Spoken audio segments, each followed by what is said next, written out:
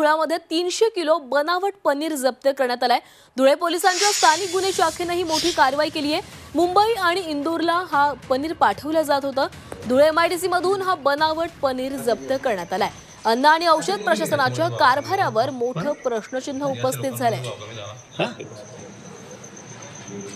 तर या संदर्भात तिथून आढावा घेतला आमचे प्रतिनिधी प्रशांत परदेशी यांनी।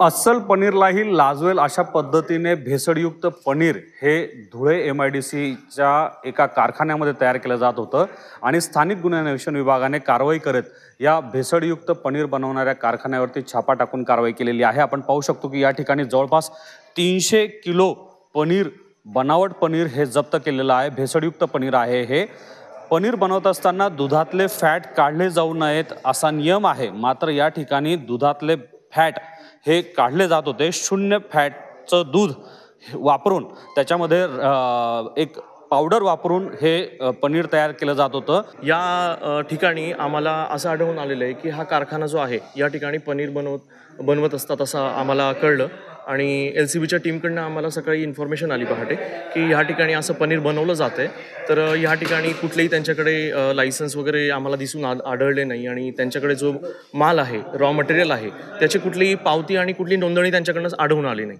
मग त्याच्यानंतर आम्ही FDA डिपार्टमेंटला बोलवलं। त्याचे असिस्टंट कमिशनर पण आले आणि त्यांचे इतर कर्मचारी पण आले। त्यांनी योग्य पद्धतीने तपासणी केली।